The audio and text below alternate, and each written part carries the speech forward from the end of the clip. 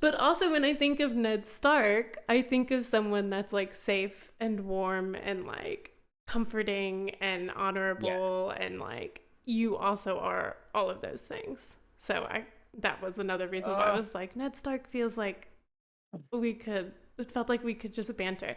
But hmm first, will you introduce yourself? Tell us who you are. Give us where to find you and everything and a little bit about like what you do, but also like I know you really like fantasy and stuff like that. So Oh yeah. So my name is Twerkules 2016. You can just call me Twerk. It's a lot less syllables, a lot easier. That I've noticed instead of being called Twerkules, Twerk rules, all things work, but go with Twerk. I am a content creator on Twitch and YouTube, with my main focus being the critically acclaimed MMORPG Final Fantasy 14. Currently, I'm playing through it for the first time, and it is I feel like the most heart-wrenching game that I have ever played, and it is the most fulfilling game I've ever played, and it's it's such a almost like complete game for me. Um because it has those big emotional beats in the story, but also has those just like, oh, oh my heart. Just it's so heartwarming and heart wrenching. Sometimes all in the same night. I think I had a stream a couple of weeks ago where I was brought to tears 3 times. It was just sometimes it's just so unsafe. It's gotten to a point now where I bought a stuffed mm, animal that's one of the minions in the game as my emotional support while I good. play the Yeah. game. Um, it's the fat cat. That's what it's called, is fat cat. Oh my Um, gosh. and I love him so much. But yeah, I really love fantasy. Um, I love Star Wars, and some folks might say, "Well, Star Wars, sci-fi." I was like, Star Wars is really it's space fantasy. It's space wizards. It's light swords. Yeah. Like, and I love Star Wars. I love Lord of the Rings. Which shout out Sean Bean for that Yeah. one. Which I feel like as a kid, it always kind of like sucked watching Lord of the Rings and seeing Boromir's like fall, and it's just like, man, that sucks. It was almost like a little like unnerving, which to an extent it should be, I guess. But Yeah. now, as an adult, as I've experienced so much more media, like it's so heartbreaking because it's one of those things where you just know he's just trying to do the right thing for his people, and he can't help the influence Uh-huh. of that darkness, and it's just like, oh. So I love fantasy. It's probably a big reason why I love Final Fantasy. And I remember with Sean Bean to and everything, like watching HBO in what, like 2010, I think 2011, they were doing like behind the scenes of season one before it even came out. And it's the first time I was hearing about it, and I was like, "Ooh, Sean Bean's in this. Oh, this is fantasy. Oh, I'm locked in." And that was my big sell for Game of Thrones, because I didn't hear about anything, and just like Sean Bean was like, Boromir, yeah, I'm in. Yeah. I'm locked in. And seeing that it was Sean Bean should have cued me in that it was not going to be a happy ending for him, but oh, to be What? young and naive. Oh, so, just like Ned, some could say. You old and naive. Oh, yeah. I think he's like 37. I guess okay, yeah, in that world that's old. Is he really only 37? It's so I tough to figure out ages when, it with casting goes around, and Yeah. it's Well, like, and okay. and I think canonically the TV show ages are different than the book ages because they couldn't, in all Yeah. fairness, they couldn't do what they do with the younger actors and be like, yeah, and Mhm. that person's 13. Be like, oh, let's not. Can we not? And the actress is 20, and it's Yeah. like, It's like, mm, oh, yeah. mhm, Yeah. mhm. This is Huh, this is my favorite question, and this is a question that I will be okay. asking every single person that I bring on to have these character conversations with. Mhm, And it mhm, is if you are on a road trip And you're the driver, and you're in a typical, either like a, you're just in like a sedan or like a mini SUV. Okay, you have 4 other Hmm. slots to fill. Who from Game of Thrones are you bringing with you?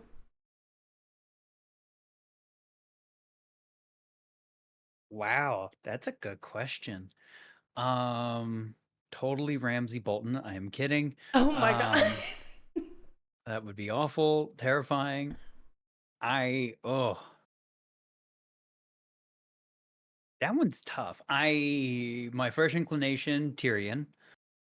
Just because you're gonna get some good witty banter, like it's gonna be entertaining with him in the car. Yeah. Um,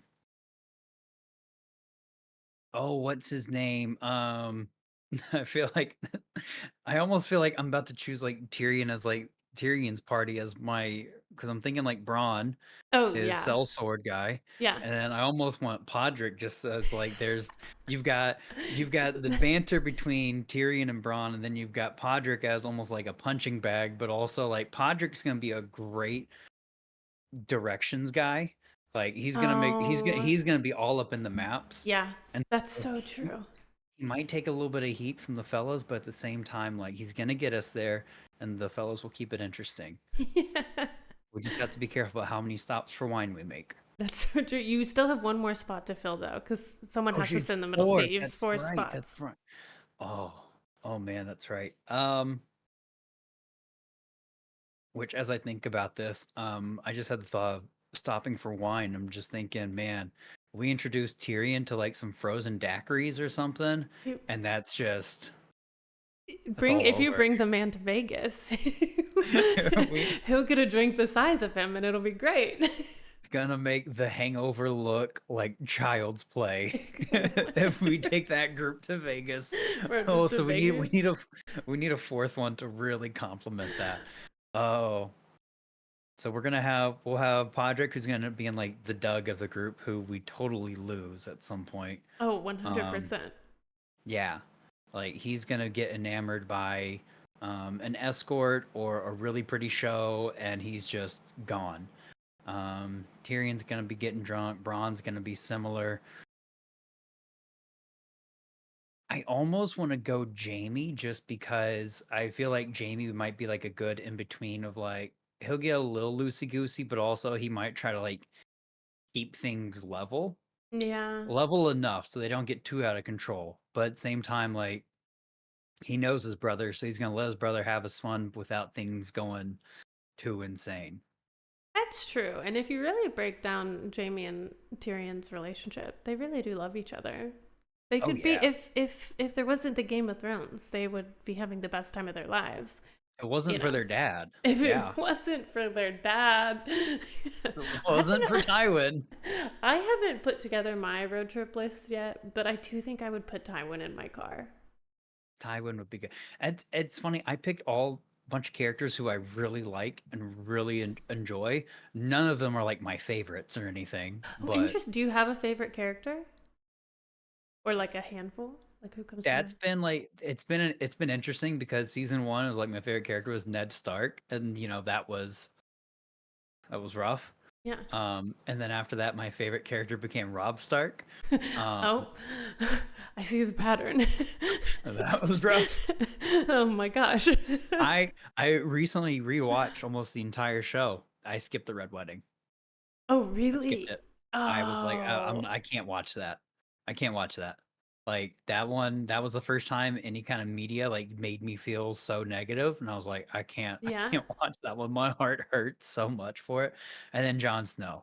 I love Jon Snow. Oh, yeah. I love Jon Snow too. Yeah, Yeah. I would take Jon Snow anywhere. I'd put him Yeah. in my pocket. He's He's great. he's aside from some other characters that don't get to grow up. I'm thinking of like Stannis's daughter. Like she was pretty Mm, pure good, but like aside Shireen. from Ned, I think Jon is like the closest honor, like Yeah, slash like kind of hero that we get in the show. I think so for sure. And I really love it because I feel like it's both Rob and John who I know we're not talking about them, we're talking about Ned, but also I feel like they both really embody the honor that Ned really shows Yeah. and everything. However, Rob has so much of um, that young naiveness that I think kind of gets Ned in the end, which is Yeah. how he gets got in the end. But then Jon being on the wall, Jon growing up as a bastard, I think really kept him from being too naive. And I think the wall really like curved a lot of that. Yeah. And I think that's why he was able to go so much further, is because he had his dad's honor, but he also had the reality of the world, unlike And the his harshness of being yeah. raised a bastard. Like Mm-hmm. he had to kind of Catelyn was not nice to him, no, she hated him. which I And didn't realize that in the first watch. In the second watch, I was like, oh my god, she hates him. oh yeah, no. Oh, this there's a moment where she tells this story. I remember this so vividly because I just remember it changed how I feel about Catelyn, and I still haven't gotten Mm-hmm. over it. And I hold this grudge against Ned because of it. She's telling this story about how she wished for Jon to be dead, and then he came down with the pox. And so she then wishes and she prays for Jon to live. And she says, if he lives, I will love him like a mother. And then her like last words of that story are like, and then he did, and I couldn't. And it Yep. still haunts me because I obviously one of the things I want to talk about is why didn't Ned ever tell Cat? Like I have my reasonings, I've Mm-hmm. kind of like found a way to justify it, but like what he didn't why didn't he tell Cat? Because in so many other ways he Mm-hmm. protected his children from the harshness of the world, almost in ways that like whilst we see their journey as they grow up, it hinders them from understanding the reality of the world around them. Mm-hmm. And he didn't do that with Jon. He raised Jon under this lie to and he let Catelyn believe the lie, and it's the one thing that I questioned the entire time was Ned was so honorable, but the one thing that doesn't make sense is why he would father a bastard. But then you find out that it's not because he didn't. Yeah, he didn't. He didn't. But why He do you didn't. think he didn't tell Cat? I I think probably part of that reason's got to be trust, because that is a very dangerous secret to have. And at least from like the show perspective, it's Ned and oh, I forget the version, but Lord Howe, I think. Yeah, I think. Yeah, because they were the two that survived at the tower. And so I think I say we just like in general, but sometimes it's we kind of forget that Ned and Catelyn weren't like a love story or Yeah. anything. Like it wasn't like they were sweethearts from the get-go and then he went off to war and he cheated on her and came back with a bastard. It was she was going to marry his older brother. He got executed, and for duty and honor, Ned married her because he was the next brother. Yeah. And so I think you've got concerns about trust, because you never know how someone's going to react after a whole rebellion happens to, oh yeah, this is also a Targaryen baby. And who knows if she tells her sister, and we see how great what Liza's sanity is in the Oh my show, gosh, yeah. and how that could, progress. Like I feel like that's a secret that you really have to protect and safeguard like crazy, because as soon as it gets out, like that's all hell breaking loose. Yeah. And I think it's just came down to trust and knowing that this was probably just going to be the best option possible in Ned's mind. And I Yeah. agree. I agree. Like it sucks for Jon, but also the alternative is Jon's killed immediately. as soon as it's found out Yeah, by somebody. absolutely. Because I've been wondering if there was any influence from Ned to join the Night's Watch, Yeah, because yeah, and if that had influence. yeah, and I wonder that because we see Maester Aemon Mm-hmm. in the Night's Watch, and he's a Targaryen, and no one's come for Mm-hmm. him. Though, I mean, Yeah. when we meet him, he's quite old and blind, Yeah. and he had been the like first heir, and he said he didn't Mm-hmm. want it. So like maybe he just was like not worth it.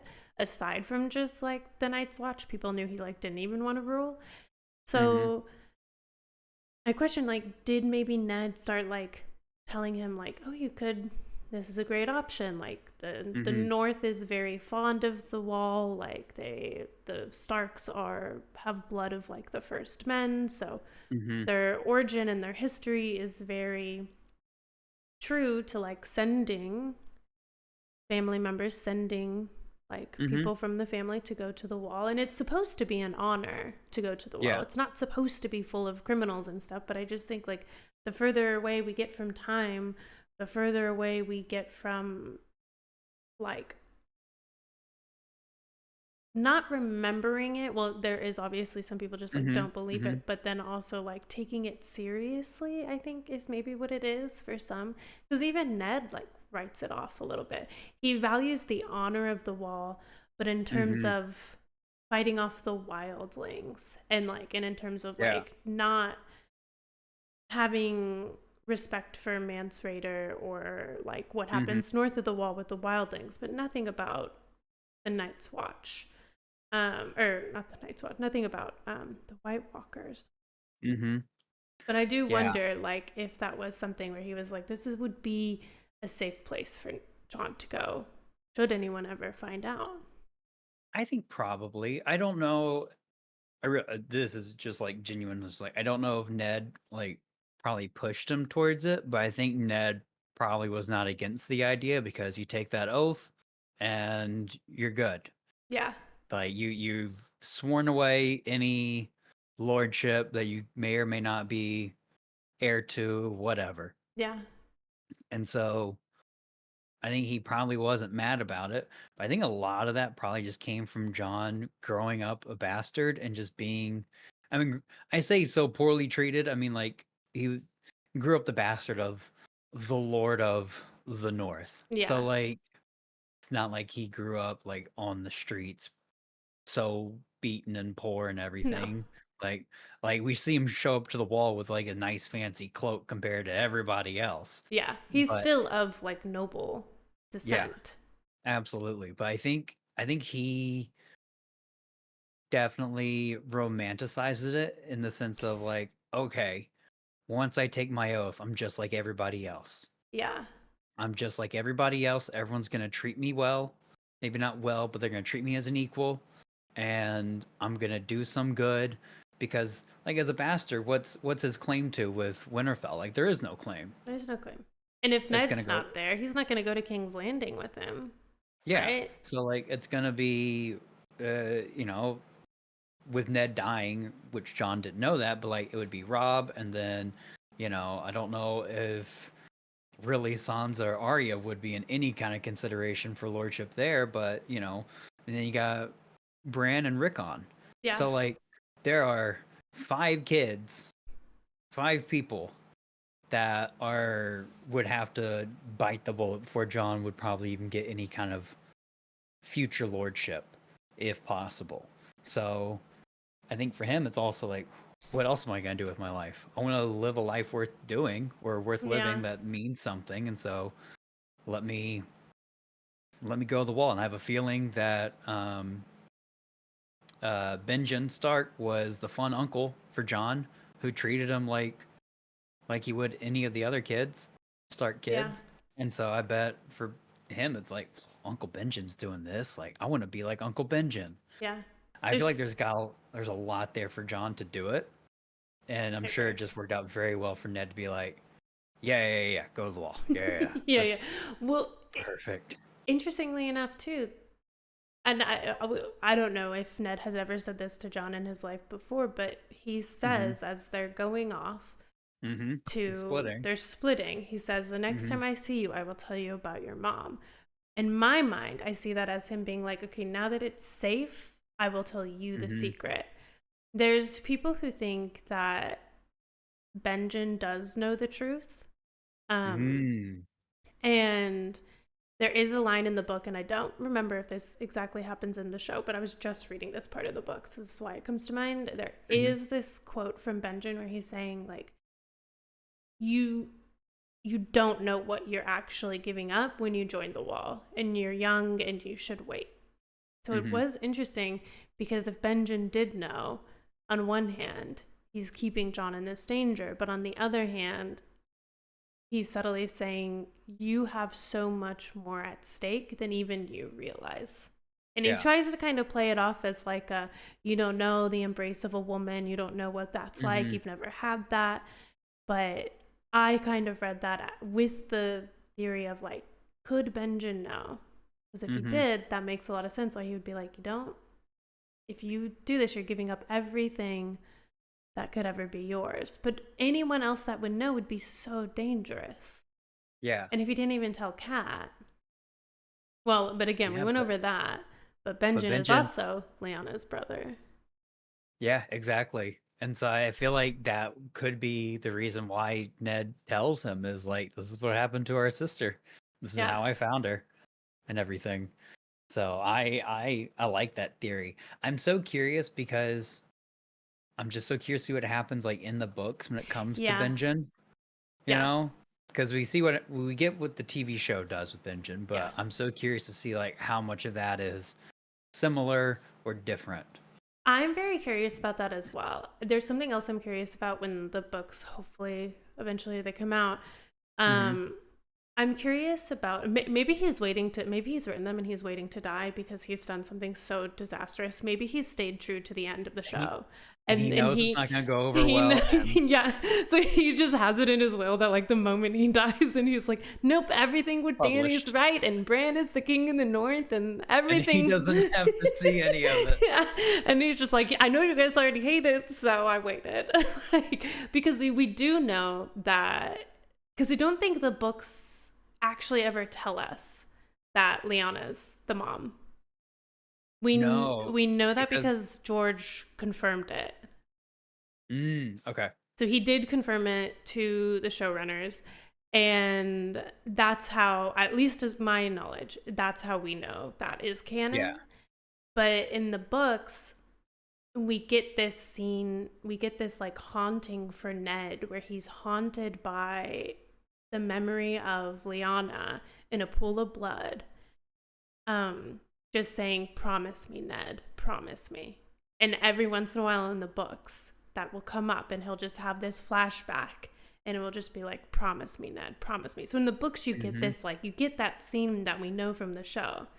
yeah, But then from conclusion from George R. R. Martin himself, we do hmm know that Lyanna is the mother of Jon and that his name, hmm well, I'm assuming that the canon is that he is Aegon Targaryen, but yeah. um It's a good thing he's got that Stark blood for black hair. yeah, because That, that's always the thing. It's just like, man, if he had that Targaryen white, right, I will say that was such a red herring to me because I knew way after, like, people hmm have been flaming me in the comments that I didn't know. And I part of it was like, they told us the story from the get-go that like Lyanna had been kidnapped, yep, assaulted, raped. And hmm so there was never any like moment in my mind where I was like, are they lying? Is this real? Like, I just took that to be truth. and here, as one, as you should, and two, what people forget is that they were getting things piece by piece and having to over analyze it all, and they were in the forums, they were on social media, doing all Yeah. the chatting back and forth about theories this, theories that.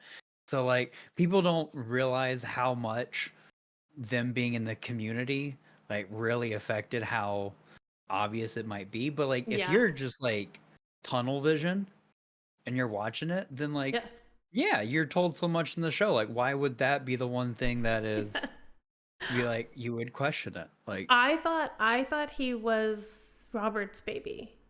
mm, I thought he was Robert's baby, and that Robert, for some reason, would hate that Lyanna had a child out of wedlock so much mm-hmm. that he would want the baby killed, which obviously we know about Robert that he does not give two flying pigeons in the sky if he has a bastard.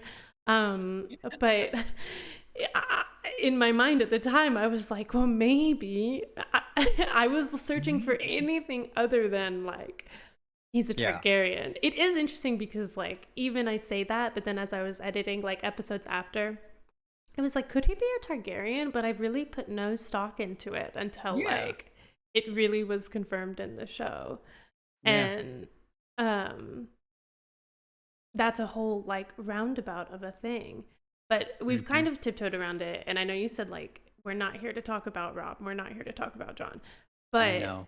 Ned Stark is only in 9 episodes, except for a few flashbacks later on. Mm-hmm. Mm-hmm. However, he lives on through his kids. So while no, Mm-hmm. this isn't a full episode about Rob or Jon, the importance that Ned was their father, that they were raised by Mm-hmm. Ned, is important to who Ned is, to how he raised his kids, to how Mm-hmm. they go on to be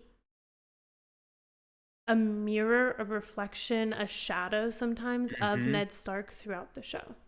And how like they really impact the world around them.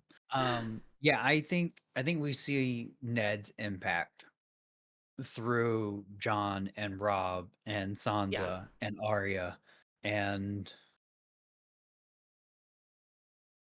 Bran maybe a little bit. I don't know.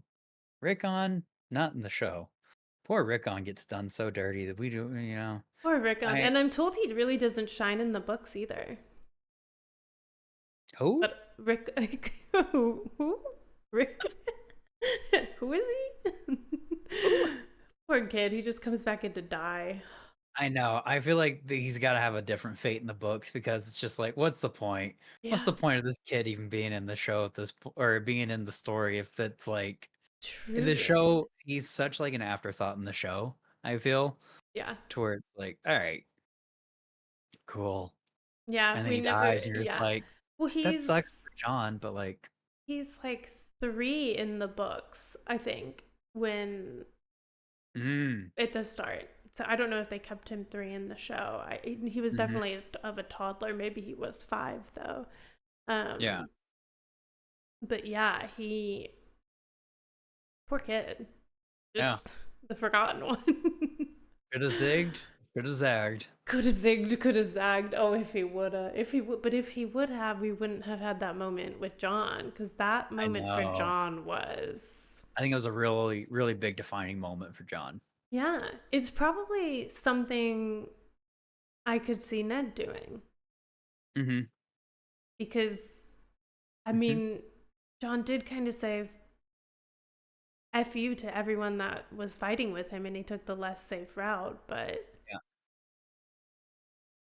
family, Emily, as Vin Diesel says, family, family, and like, for, and I guess with show context too. Like, I mean, he hasn't seen Rickon in years and years and years yeah, at that point. it's it's something that I think is sometimes hard to remind yourself in the show Hmm. that all of the Stark kids go years without seeing each other. Hmm. Like we see them all together in like the early episodes of season 1. Yep. And then First they're episode, split up. Yeah. slowly. Yeah. In one of the whole entire like things that we're reminded of at the end is how strong the pack is together. Hmm. That like, and Ned's telling us at the beginning like we need to protect each other. We can't fight wars within like our own family. We need to Hmm. like stay strong together. Like the pack that stays together can survive the winter. And they're separated from circumstances that are not of their own fault, but most of them don't even think the rest of them are alive. Yeah. And Yeah. that impacts how they go about their life entirely because they all just keep living for themselves, Mm-hmm. um, which we see talking about that moment with Rickon, the Battle of the Bastards. We see that a little bit with Sansa, who doesn't tell Jon that the Lords of the Vale are coming, Mm-hmm. and it's a moment that some people can't forgive her for. I've found some people really hold that against her because a lot of people died because of I that choice. I don't know if I really hold it against her. Like, was it a kind of a shitty move? Kind of, sort of, a little bit. But also, Sansa just spent so long with the Lannisters and being just so abused Yeah, by everyone around her for so long. Like, she's matured, she's jaded, and she doesn't know who she can trust. yeah, And not to really like full on defend her, but also defend her because like when you look at everything she's been through up to that point, can you really blame her for just not being like, oh my god, John, happy go lucky, yay, yeah, let's take on the world together, wahoo! yeah. Like there's like trauma, trauma, trauma, trauma, trauma with a little dash of trauma. She, yeah, no, I agree with you because I think she's one of the strongest characters we have, but Mm-hmm. she at times can be one of the hardest characters to understand because at the beginning she seems Mm-hmm. like this outlier, Yeah. and as I've been kind of preparing for this and doing some research, she's there's this kind of, I think it's this like misunderstood relationship between Ned and Sansa where Ned just like doesn't understand or doesn't care about her or forgets about her, just like doesn't love her as much as he loves like Arya. But Mm-hmm. there's a lot of correlation and resemblance between Arya and Lyanna. And Lyanna was this like Mm. kind of like more like battle hungry female. So Ned doesn't really have like examples of just like girly girls in Yeah. his life. And also I think like living in Winterfell, it's just kind of this like safe, it was this kind of like safe bubble for everyone. And Ned Mm-hmm. wanted to keep all of his children safe. So I think he kind of wrongfully or misguided decided not to like really tell them about the realities of life, it Yeah. seems. But also like it seems like they kind of just kept the parenting very like mom raises the girls, dad raises Mm-hmm. the boys, and kind of kept to that, even though they like intermingled and were seemingly close. Yeah. Um, but she was always an outlier, and I didn't like her at first. I actually was Fair. like, I just thought she was this like bratty girl who like threw her family under the bus, and when you really break her down, she had to learn how to survive in this world that wanted to kill her just Mm-hmm. because of her dad. And speaking of Ned, Ned's last decision was to save her. Yep. Because when Varys is talking to him in the dungeons and coming up to him and saying, like, trying to, like, talk with him or, like, understand why he did it or, like, point him in the right direction, Varys is like, do you care about your daughter's life? Yeah. And I think in that moment, Ned changes what he's going to do. Because Mm-hmm. then when I he goes up agree. on the stand, he says, I was lying, I did treason, Mm-hmm. I'm guilty. And I don't think he was going to do that originally. I think for him, he was He was, honor bound yep. to tell the truth Absolutely. until he realized who else it would affect. Yeah. And 100%. for that, maybe he didn't think he was doing the right honorable thing, but in a way, he was doing an honorable thing by Mm-hmm. way of his children. I think for him he was thinking the honor that was that everyone should live by, the honor for his recently deceased best friend, Robert, and to an extent, like the honor and respect and safety of Cersei and Joffrey, Yeah. because I think because he makes that almost like, I wouldn't say threat to Cersei, but he tells Cersei Yeah. that he knows, and he Yeah. tells her so she can dip out, stay alive, because once other people find out, it's all over. Exactly. And so that's for Ned. He is so bound by honor that it truly is his undoing, because he thinks the honor he lives by, not only should everyone else lives by it, to an extent that they do live by it, and that's Yeah. not, and that's just not the case for him, Yeah. He's obviously. yeah, he's so like caught up in the fact that he's abiding by these rules. He's Hmm. abiding by this system, this code of honor, and no one else is. And that kind Hmm. of like the opposite of blinds him. Well, I guess it does Hmm. blind him, but I'm thinking like bright sunshine blinding. I'm thinking Yeah, like yeah, cast this yeah, like yeah. The wool shadow over or the, this, yeah. yeah, the wool over his eyes. Because the when Varys asks him, why did you do that? Why did you tell Hmm. Cersei? He says, the madness of mercy, that she might save her children. And then Varys replies, well, it was the mercy. It was your mercy that killed the king. So I think that episode 9 is still one of my favorite episodes, just because I think the way it like ladders up to tell that part of the story and then leads to a very shocking death Hmm. is something we don't get a lot of in shows. I think like a lot of times, just like Ned with his kids, they try to protect us.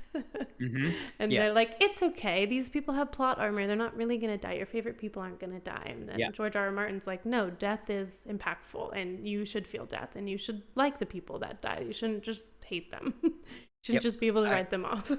I think Game of Thrones really traumatized so many people with that moment, and I feel like that's when people started to realize, from a viewer standpoint, and then also media creation standpoint, that, oh, we kill the people they like. Yeah, no one's They safe. might they might hate us, but they're gonna watch. Yeah. And I feel like we see that more often now in media, is, people don't tend to be as safe as they used to be, I feel. Yeah, I would agree with that. Do you think Ned's honorable? To a fault. Yeah. Like, it's honor. It's also being naive and just not really, for someone so battle experienced, seeing everything that happened with the Mad King and his brother and his dad and everything. And it's kind of surprising that he just doesn't see the world the way he really should see it. Yeah. But I think that's probably just defense at that point. Yeah. Okay, so I have two things that could potentially tear down Ned's honor. Hmm. One is the lighter one. And Arya says this. And it's in regards to Sansa. She says, "How can you let her marry someone like that when the original plotline is that Sansa's going to marry Joffrey?"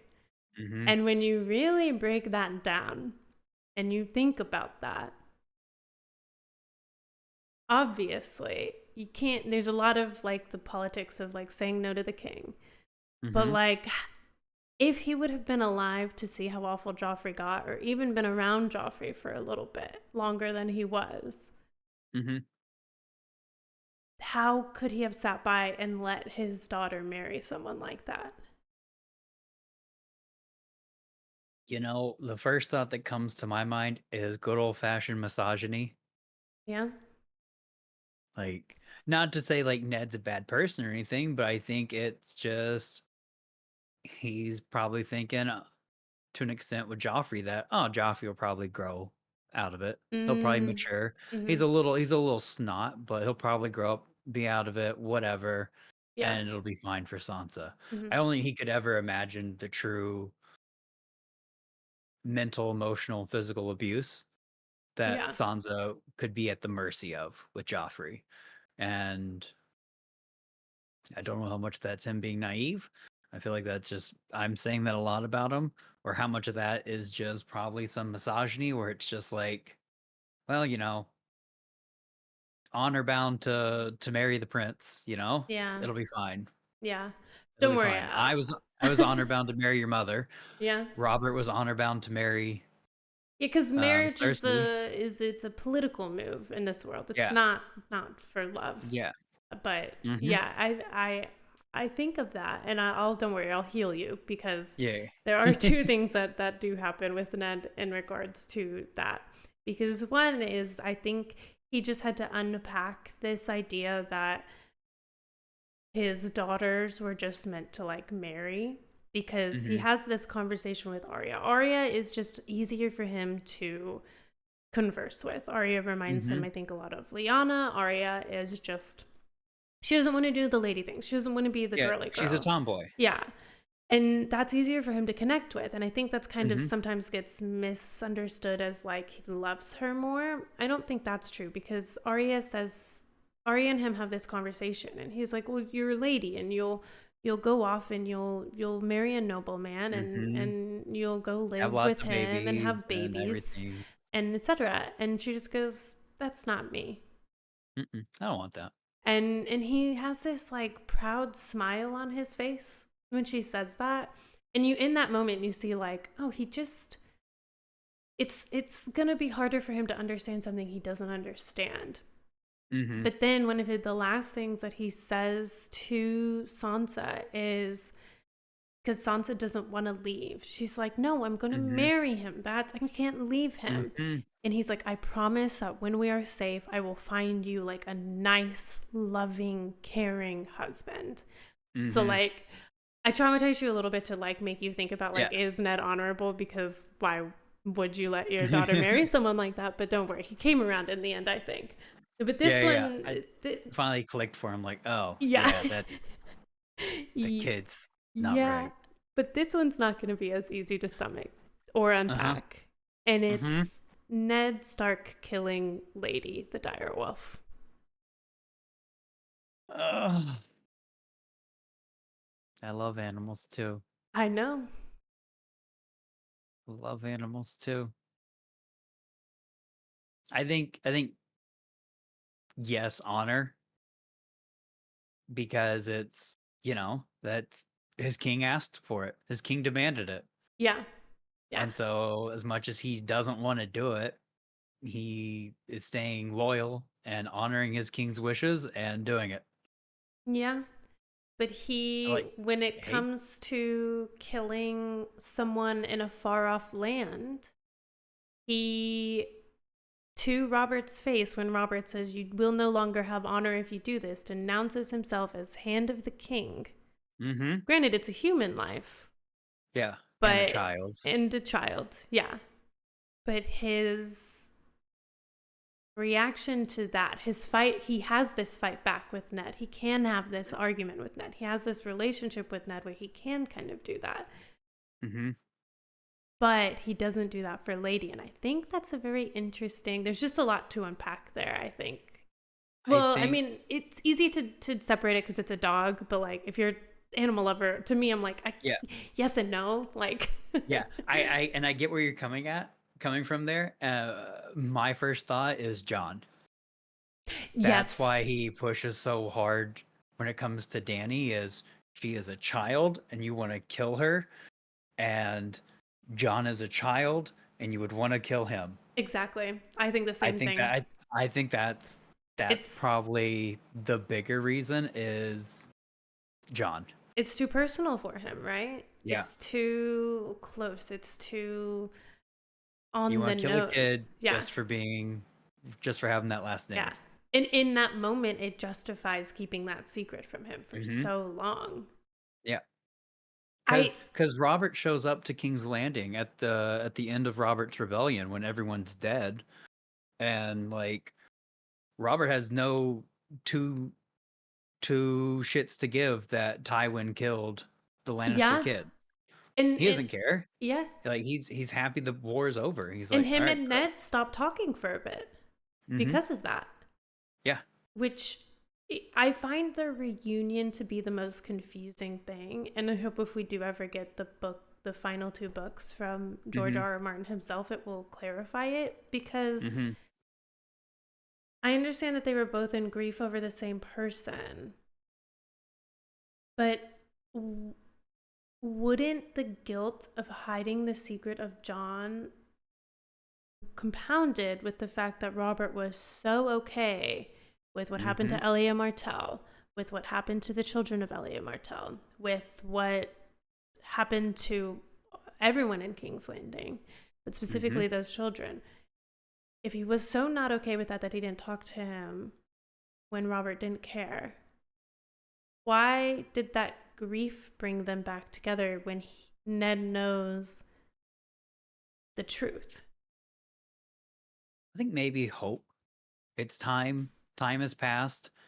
People have gotten older, more matured, and now the battle is like over and done. Yeah. Like the rebellion's done. So it's like, okay, hopefully, we can understand that kids aren't going to be a threat to us, and maybe Robert regrets things now. Yeah. And Robert is just so casual, just like, well, let's just kill her. Targaryen girl, let's kill her. And that's just, I think that is such a flip switch for Ned, where he's just like,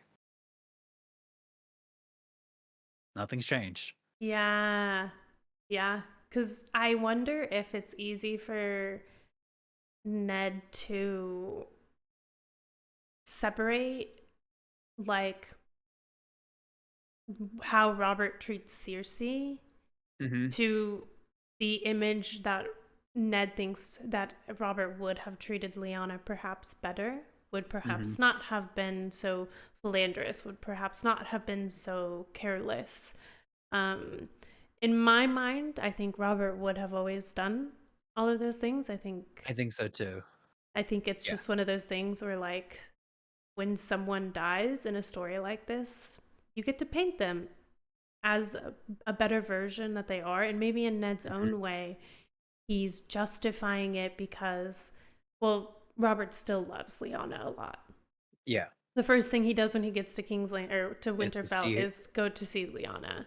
Hmm. And even though Ned knows the truth that Lyanna didn't love him back, Hmm.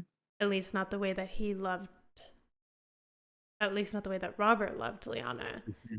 Um, I think it's not easy for Ned to see that maybe that what we consider Robert loving Lyanna is Robert, like, wanting ownership or wanting, like, control Yeah. over, or like wanting that prize.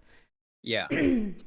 Which that's what it looks like to me, but maybe perhaps Ned is just wants to believe that his baby sister was worthy of someone loving her so much they would go to war for her Hmm. and kill for her, and want such deep revenge that he wouldn't care who dies in the wake. Yeah. It's dark though, isn't it? It is. I mean, it's George R. R. Martin's thing. It's like Yeah. it's not sunshine and rainbows. Like it's dark. Yeah, it is.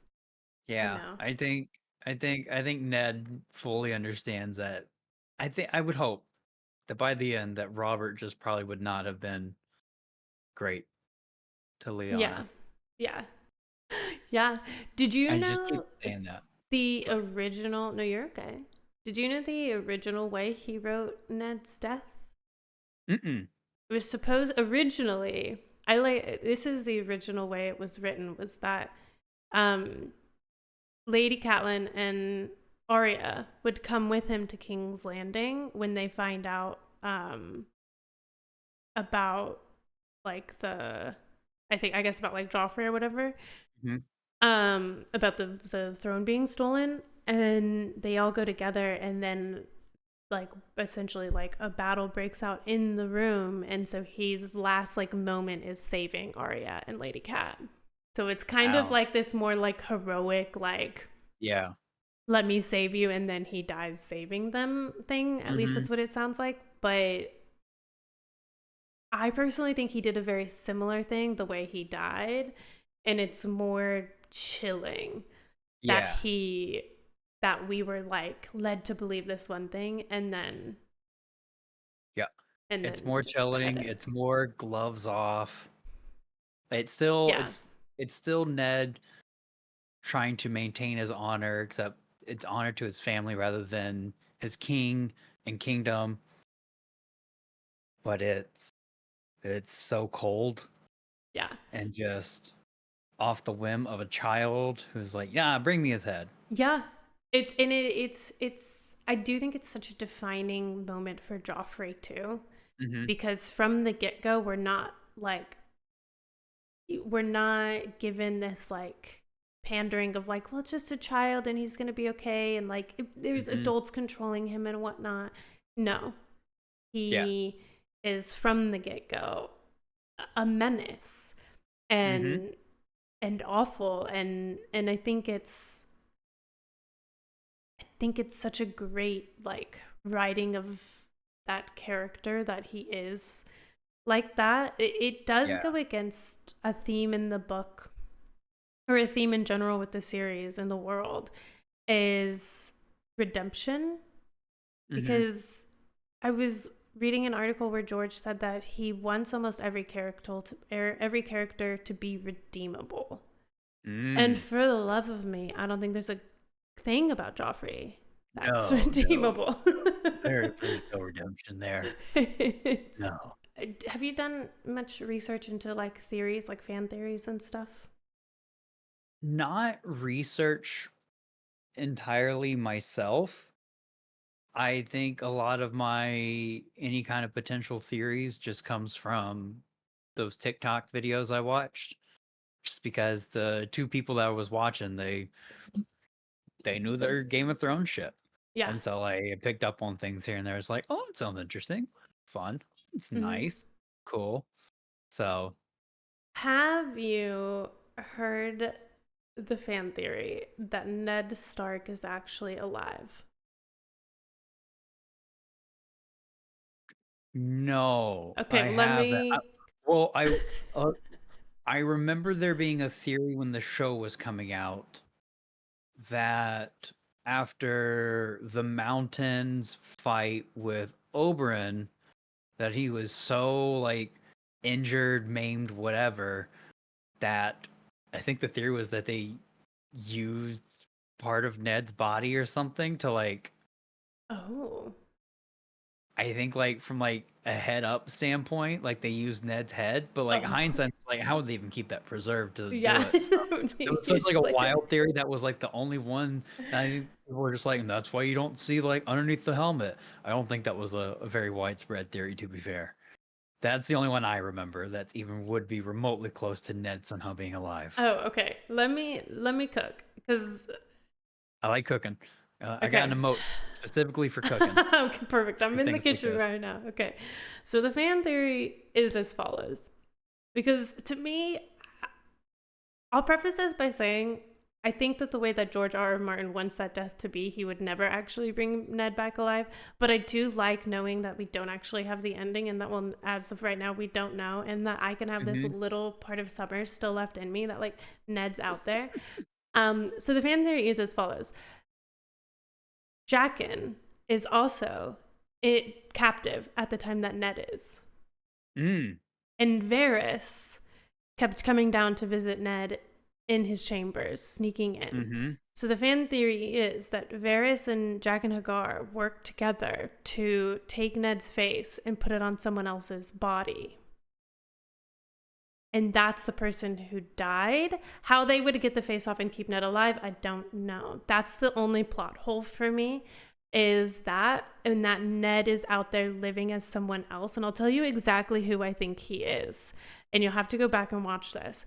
But and when I edit this, I'll put in this clip of exactly who I think he is. The Uh-huh. man who grabs Arya from the crowd at the Sept of Baelor. Oh yeah, the Night's Watchman. Yeah, because Yeah. the way that he's talking to her is very much like, you know me very well, and Arya has no reason to know that man as well as that man is intending for her to believe. And Mm-hmm. then when he gets on the little like wagon thing, his words right before they go are, "And winter is coming." It's 1,000 And that's Ned leagues Stark. to the wall, and winter is coming. So the theory is that Varys worked with the Faceless Man, and that they somehow got Ned out of there, and that someone else died in place of Ned, and that Ned then rode off Uh-huh. and is in hiding, but saved Arya in the process. I guess my questions there is like, what happens to that guy in the books? Because in the show we see him Yeah. get killed. So, which I know, like the show, Yeah. like does its own thing to an extent on a lot of things, but it's like, all right, what happens to that guy in the books? Also, why go into hiding at that point? Right? Like, if no one knows who you are, no one's gonna know. Like, Yeah. then like, why go into hiding? Why not like join your son's rebellion or whatever, or Perhaps watch he did. over Arya in her journey as much as more as he could, or go to the wall to watch over Jon. Yeah. That's what I'm thinking. Like, I it's would not like think, Ned would like yeah. go into a hole and hiding when no one could see who he is. So I that's would from think my. maybe Ned would go to the wall, because who's gonna look for Mhm. him at the wall? But also, there's like 98% of me that is like, this is so, it's just not true.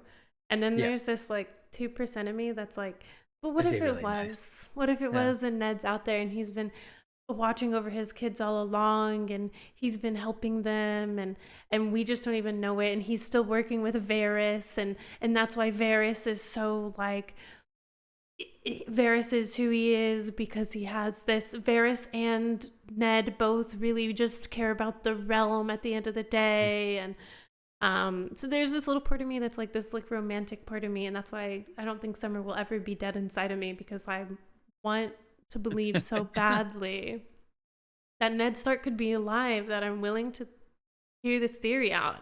And I literally just watched this episode, and then when I heard that man say winter is coming, I was like, that's Ned Stark. That's him. I don't think he would do it. I don't think George R. R. Martin would do it. Agreed. I don't think he would. I know, and I know it's the whole point of fan theories. It's just I'm just thinking like, man, he's made such a ruckus about how he would kill other characters in other shows and that, or like in other media, that Yeah. there's just no way this man would take I feel like the most shocking death of his first book and be like, nah. No, I'm with. In the books, Catelyn Stark's already brought back to life. So like, Wait. I mean, Do you know anything about that? Because I literally just came across something that was like, and Catelyn Stark is also dead, and I was like, wait, what? yeah. Um, Well, she dies in the show eventually, but she dies in the show eventually, but she doesn't come back in the books. Spoiler alert! Sorry. no, it's great. No, I mean, it's Yeah. So in the books, post Red Wedding, her body is tossed into the river, whatever, and she washes up on the shore, and the Brotherhood Without Banners, the Red Priest guy who is always bringing back the other one back to life and everything, he finds her body, and he recognizes her and understands like the weight of her being dead, and so he revives her, and he dies in the process. Like he Oh. does it different. I'm pretty sure he dies in the process. I haven't read the books. This is just what my understanding. And so she comes back, and she is called Lady Stoneheart from that point. And like she can't speak either because like she was cut, her neck was cut, sliced. Yeah. But like my understanding is like she is one cold-hearted Stonehearted. Yeah, stone-hearted person, like that's Wow. why Lady Stoneheart is like she is. There's a lot of like theories about things in the books that just nothing in the show because Yeah. books weren't out yet, and also adaptations. Like in the books, there's a whole potential third Targaryen who's landed on the coast of Westeros with an army trying to. Oh, Yeah. But that, fascinating. and so it's the theories of like, okay, is he actually a Targaryen or is he somebody else or whatever? Huh. Like, there's so much going on in the books. Yeah, Um, I mean they're huge. Right, we'll go over a few of these. I will tell you, this is just a fun fact from when I was like researching stuff for this. Apparently in the books, Ned has this dream after he kills Lady. mhm. And he dreams of a frozen hell reserved for the Starks of Winterfell. I think it like happens the night he kills Lady, which is like, Jesus. isn't that? Apparently he like regrets it a lot throughout the book, or it like comes up a couple of times. But I forgot to mention that when we were talking about Lady, because that is a very interesting thing where it's like, oh, I feel like he doesn't feel good about it. Like, I for very much think sure. like he doesn't want to do it because like he knows like, oh my God, you're right, this is going to break Sansa's heart, but also like I have to do this. He's still so bound to duty. Mm-hmm. I think something to like it's good to remember with Ned is some things I think maybe don't make sense because we're watching him have this huge personal like journey, and like his honor comes into question, his understanding of his daughters come into question, his understanding of Mm-hmm. the world is coming into question, and he's brought to fear. And there's this very good quote at the very beginning of, I think it happens in the show as well as the book. Mm-hmm. It's Mm-hmm. right after Ned beheads the deserter. Yeah, yeah. Because we didn't, Yeah. yeah, we didn't actually talk about like any of Ned's most iconic quotes, which I think is fine. There are a few that we'll touch on before we go, Mm-hmm. and then we just have to talk about one last thing. But Bran asks, "Can a man still be brave if he is afraid?" And Ned's response is, "That is the only time a man can be brave." And I think if you're to like distill Ned down, it's this like courageous, honorable person. Mm-hmm. Because then I think something it's talking about Ned, but it's also in relation to Jon. The conversation probably it's used in like every video when in regards to like Ned and in regards to Mm-hmm. Jon, because it's this conversation with Maester Aemon and Jon right after Jon has like he gets so caught up in like the fact that he wants to go be like honorable or like serve and Yeah. like do the duty to his Help family. help Rob and everything. Yeah. And his friends like bring him back. And so Maester Aemon knows, but doesn't come right out. And he's having this Mm-hmm. conversation with Jon. The famous quote that starts to kind of all off is, "Love is the death of duty. If your father had the choice on one hand of honor versus those he loves, what would he do?" And Jon says he would do whatever is right no matter what. And then the thing that's interesting is like most times when you see that quote, it then cuts to Ned saying that he was treasonous and then getting Yeah. his head chopped off. Mm-hmm. What is honor compared to a woman's love? When Maester Aemon's saying that, we assume that he's saying that in regards to like Ned deserting because he wants to go like get laid or something. For me, I think back to Ned's promise to Lyanna. Oh, Liana. Yeah. And because at first when you think of a woman's love, you think of like bow chicka wow wow kind of love. Cersei Mm-hmm. Lannister and Jaime love, not necessarily at Well, least.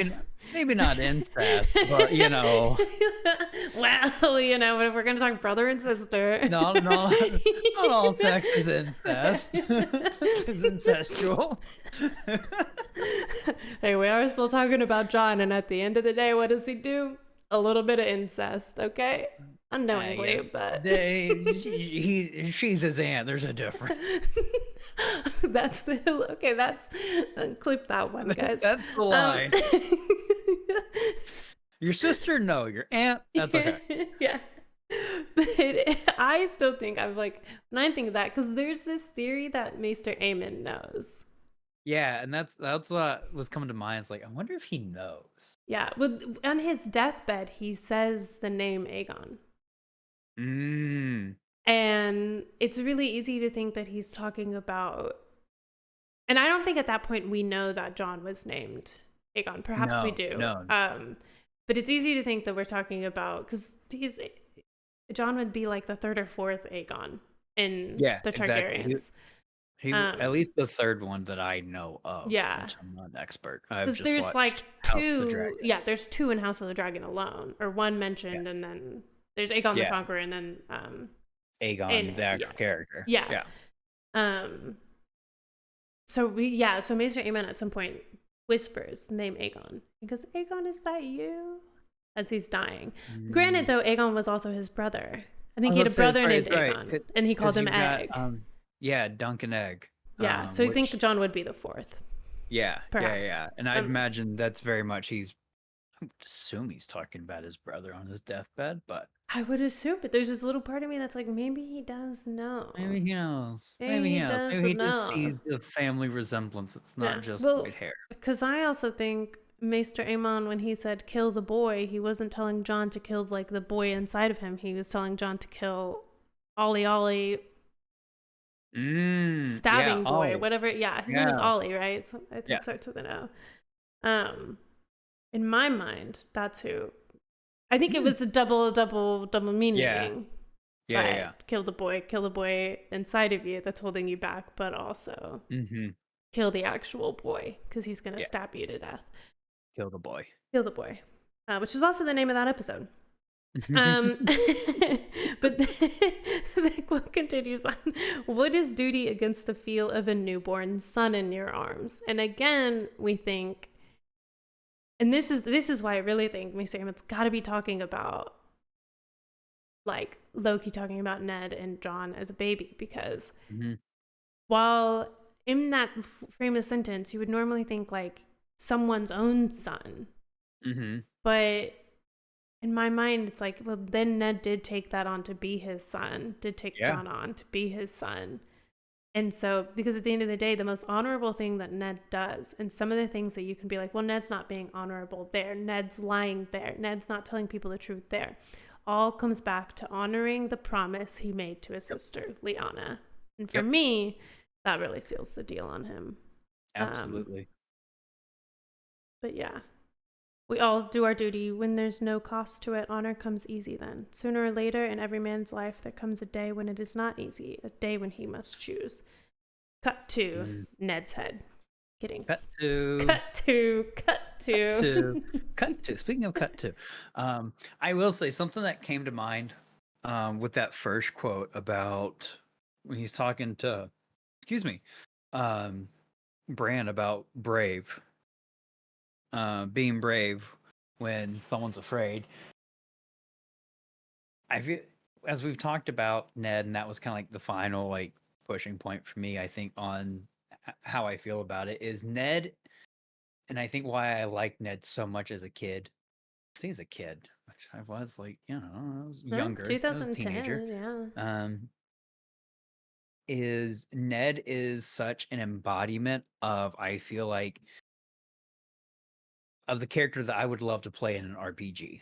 Yeah. Where that's the kind of character I would play in like a Star Wars game as like a Jedi, or in a Dragon Age RPG where it's all about doing the right thing and protecting everybody, and it works out in the end, and it's a happy ending. Yada yada yada. And like that's definitely the mindset I would take into it too. Is like being brave, being honorable, doing what's right for everybody, this, that, the other. I think that's why like it really does hit so hard too when he dies, is it's just, damn, in a different universe, like, you're the hero and it all works out well for everybody. Yeah. but And you're in Game of Thrones. yeah, And in another Lord of the universe. Rings. And Lord of the Rings, Yeah, you're king. in Lord of the Rings, everything Yeah. is so good. Yeah. Happy days for everyone, but not. Yeah. But unfortunately, this is Game of Thrones, Yep. and you don't get relief and brevity in that. The best you can hope is that the person you hate the most, you come to understand them and their redeemable qualities, or the things that make the awful things they do understandable, and you go, you know what, I hate Cersei Lannister with a fiery passion, but at the end of the day, I respect her, and I would smash Tywin Lannister. I would. And that's the most you can hope for. There's a really big jump there. I'm like, understanding Cersei, and also I would smash her dad. And also I would smash her dad. In my mind, those are two characters that I like. I don't want good things for them, but also I respect the heck out of them. But like, we have to talk about the ending. The two things that no matter what the conversation is for these things is, I'm gonna ask people who they would go on a road trip with, and we've got to talk about how you feel about the ending. If you want me to, I'll break the ice and tell you how I feel. That way you can feel safe to have whatever opinion you want. I feel safe with my opinions always. I Well, feel that's safe good. with my opinions always. As you should. Yeah. And- Yeah. I mean, you want me to go first? Because I'll go first. Yeah, go first. I'm middle of the road on Okay. some things. I think from like what happens, I understand Danny doing it. I don't have issues with Danny doing it. It was all rushed. Like I don't think there's any doubts like Yeah. you can have about that. I really don't mind Danny doing her thing. I don't mind Jon killing her. Jon being exiled, a little weird. Bran being the king, that's the one I'm just like That's that's the one part of the ending I'm just like, really? yeah. Like Yeah. Because Danny, I feel like that was building up for seasons. yeah. Like, it and makes sense. it makes sense. People just feel like it was rushed, and it was a little bit, but also I think people just had Danny so romanticized that they just Yeah. couldn't really see like the buildup that was happening. Yeah. Because it's so easy, I think, to forgive her when her explanations for the things that could Mhm. objectively be seen as bad, or like all the killing that she did, but it was like killing slave masters, it was killing Yeah. people that we were like, yeah, girl boss, Yeah. go do your thing, Absolutely. you're the queen, we stand by you.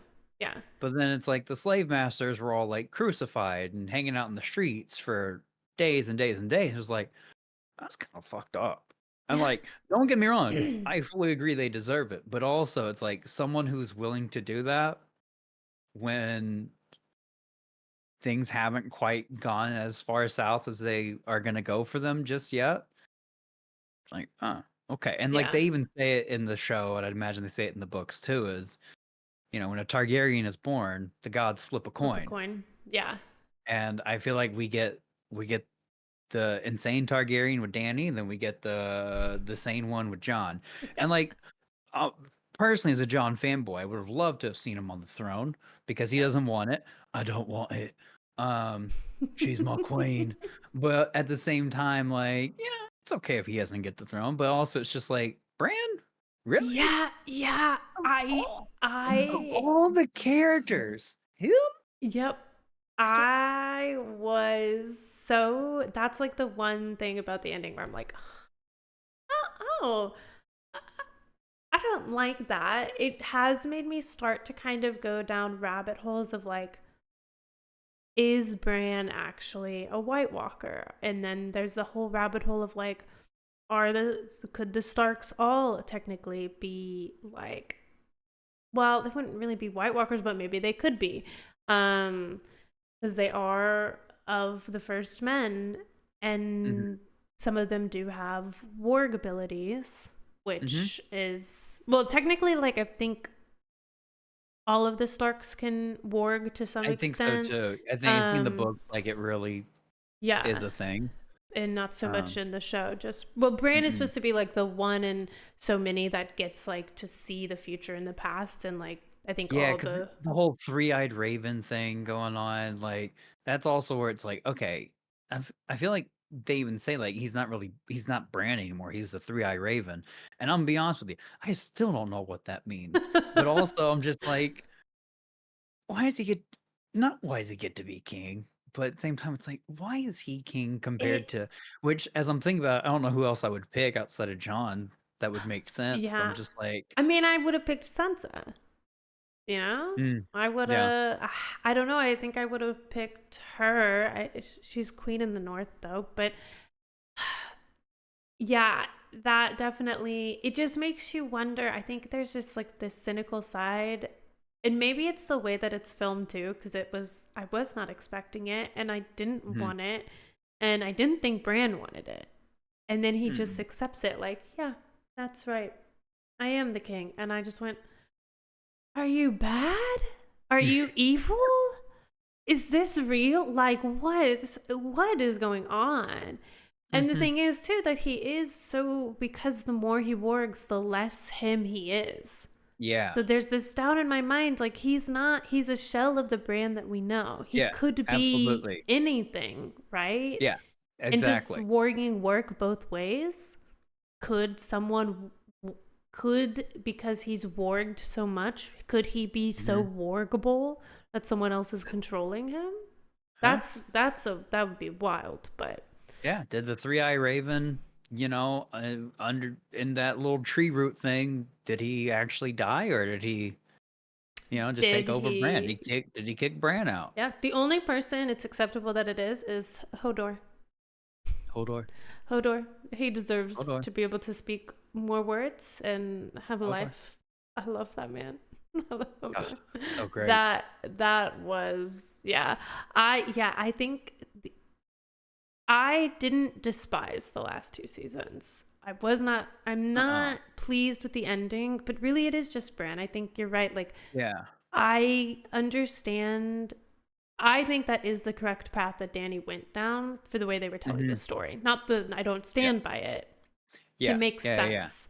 I think that was like a really pleasing conclusion of kind of this like buildup of this person that we were like started to like root behind and like Mhm. have her back. And we were like, yeah, you know what? She does deserve it. And then her and John have this falling out and things switch in her. She sees Yep. two people she That's loves dies. yep. But she lost me when she killed Varys. Yeah. That's when she I first lost me. Not in yeah. terms of I don't disagree with her for the story, but that still breaks my heart. Yeah. Yeah. 'Cause He he walked up so bravely and he's like, "This is my fate. yeah. This is where I die." He fully knows what he's committed to, what he wants. He wants what's best for the kingdom. He wants what's best for the people, Yeah, for the actual people, and he doesn't shy away from anything there where it's like, okay, all right, I don't think you're good enough for this and you're going to kill me for it. Okay, I yeah, stand by it. yeah, Like, I stand by it. yeah. He's a very I'm, matter of fact yeah, guy, and such a great character. yeah, and him and Littlefinger were really pulling so many strings behind the Yeah. scenes that Hmm. like Littlefinger's whole conclusion was crazy to see how much that he really controlled and impacted and like manipulated and all Hmm. for what to still not even 70 hours later get I mean I guess he would be more closer to like 60 something hours but like still you didn't get on the throne buddy. You didn't get on the throne. You never got Catelyn's love. You never got Sansa's love. Yeah. All you got was Liza. And what's that really worth? Not a lot to him. He threw her down the moon door. Yeah. Yeah. when She she flew. when she no longer she did fly. Served him. Yeah. Yeah. Um I yeah. yeah, I think I'm of the same mind too. Where like I didn't have really any issues with the last couple seasons outside of like the ending with Braun. Um, I know Yeah. people like to, they kind of. I feel like hindsight, they really criticize um the Battle of Winterfell with in that final season with the Nightwalkers and Oh. everything from like a lighting perspective to an extent of Oh, like yeah. and like to an extent I get it and I understand and maybe they should have opened up the lighting just a little bit more. That's one of my favorite quotes from Lord of the Rings where Sean Astin, Samwise Gamgee, is asking one of the guys on set, like I think maybe like a sound guy or a lighting guy, lighting tech guy of like, well, where's the light coming from? We're in this tower. There's no light here. Like, where's this lighting coming from? And the guy's response is the same place as the music. It's like, exactly. Like Yeah. it's a movie. It's Yeah. like and you see that Battle of Helm's Deep where it's yes, it's nighttime, but like you don't have issues seeing anything. Like there's Yeah. enough backlight, whatever. And so like maybe they could have done that as the battle progressed a bit. But I do enjoy like almost the darkness aspect of it, especially at the beginning when it's like, okay, it's the army of the dead with led by the Night King. What in the heck is going on? Like, and then you see the Dothraki who ride out in Yeah. with all their flaming torches, and all you just see Yeah. all of them just like disappear, and you're just like, Yeah. and it just disappears into darkness. You don't really hear anything. You're just like, oh no. Yeah. I will say, having Arya kill the Night King, it was cool how it happened, but just really feel like should have been Jon. But Yeah. I think Yeah. that's a critique I kind of have is just like, I agree. but also, oh man, we're on it, and I'm so sorry, but like No, keep the going. redemption of Theon Greyjoy in Yeah. that episode was just 'Cause insane. he was hard for me because it took me a long time to forgive him. Nah, I think I think we can all see why Theon did so much that he did, Yeah. but I think understanding and forgiving, two very different things that Yeah. I think sometimes people forget when you say like, "Well, I understand why he did it. I'm not defending. I'm not forgiving. Yeah. I'm understanding, but Exactly. I'm not defending." Yeah. But that boy did some shit on top of what he did in John Wick, and it's just like, all right, you got some Not things you to holding mend. John Wick grudges against him. He killed a puppy. Who kills a puppy? That's Theon okay. Greyjoy and Ned Stark, apparently. Yeah. So true, actually. So true. But actually, not Theon Greyjoy, but Ned Stark did Yeah. actually kill a puppy. You know what though? Theon Greyjoy did die to. No, no, Ramsay Bolton died to the dogs. Yeah, he did. Good. That felt. Yeah, that was satisfying. Yeah. Yeah, Sansa's speech there was one of the best. But yeah, I'm with you. I think for me, it's one of those things where I think there's almost this like testament to George R. R. Martin where the fans are just know that he would or believe that he would do it better. That the characters were more there's more I think for me, if you really distill it down, it's almost like the characters became two-dimensional when none of them have ever really been two-dimensional. They've always been really like we're 4D screen X. Okay, we're watching them 360. And they just kind of got like less depth to them, I think, in the end. It felt and like. and I think where people really pinpoint that too are those final couple of seasons when the books were all done. Yeah. And so you lose a lot of that perspective of all those first person views, POVs of all the various characters that you get in the books to really add so much depth to them that when you don't have that anymore to adapt and you just have to take it from scratch, I think that's where people really start to see where D&D just started to lack a little bit. And Yeah. then I think a couple of times they just tried to subvert expectations for the sake of subverting expectations, not because like it truly fully made the most sense.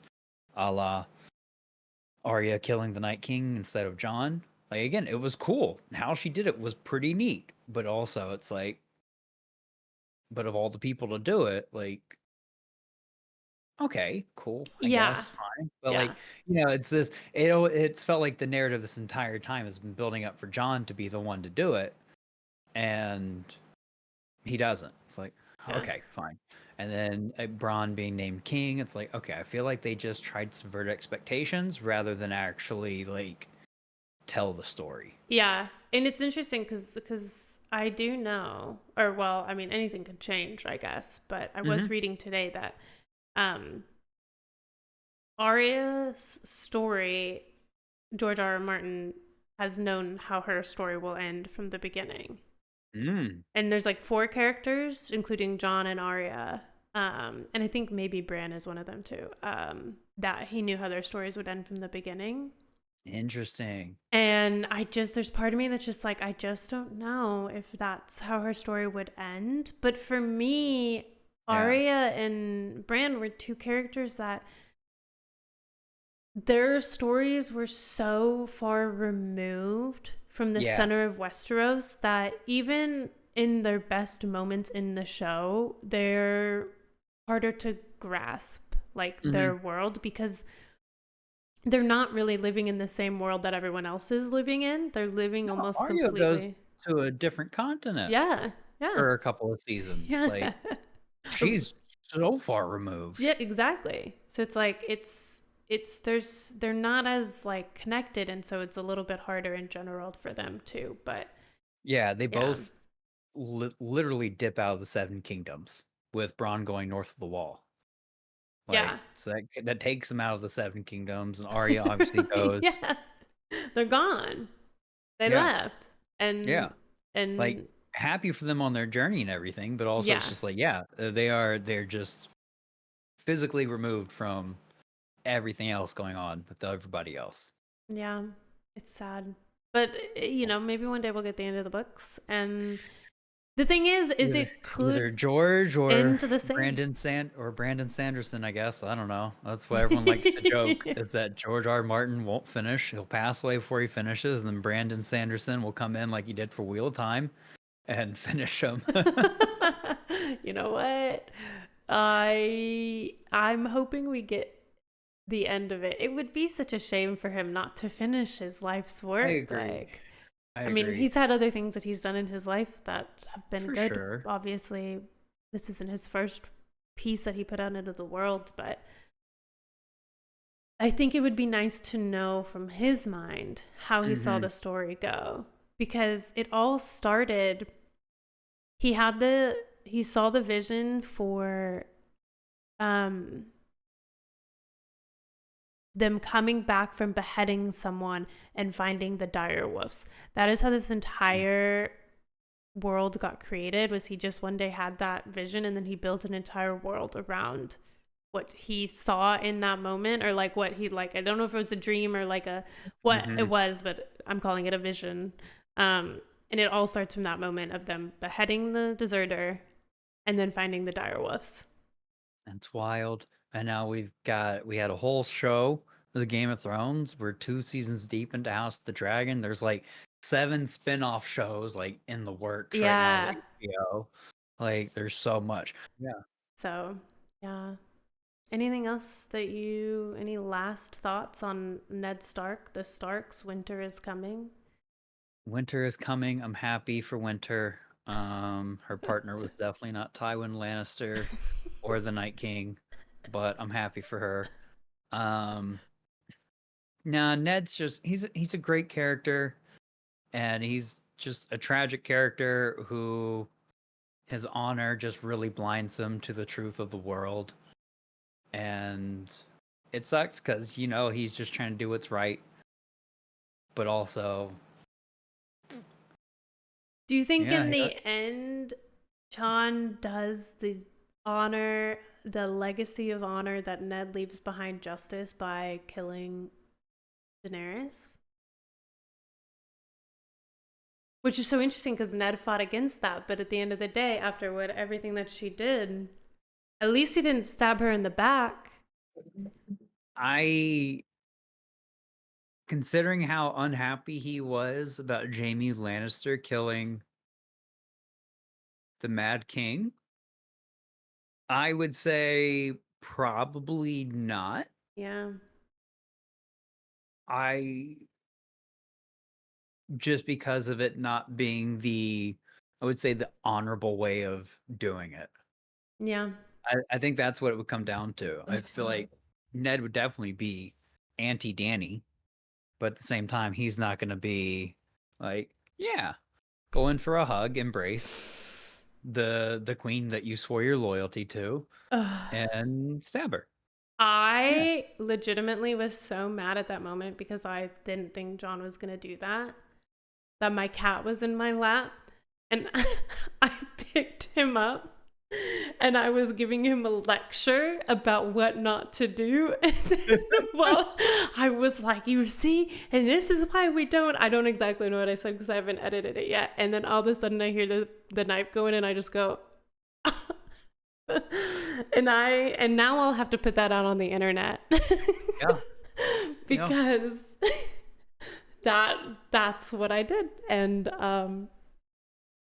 I think me in episode 1 thinking that the Lannisters, that Cersei and Jaime seemed like nice people. That also thinking that Jon was a Baratheon, and then thinking Jon wouldn't kill Dany will go down as the highlights or lowlights of my reaction to the show. That's just how it goes sometimes. Sometimes we see things where there aren't. You go, but just again, will you please tell everyone who you are, where to find you, and yeah, that's it. Again, I'm Twerk at Twerkules 2016 across the internet, primarily on old Twitch and YouTube. Again, focusing on the first playthrough of Final Fantasy XIV. As we sit here on the date of November 20th, I am in the Shadowbringers expansion, for those who know 14 and care. But also, I'm just across the internet at Twerkules 2016, Twitter, Instagram, Blue Sky, Threads, TikTok, yada yada yada yada. If you Google me, hopefully I'll show up in the Google results. I don't know. I'm sure you do at this point.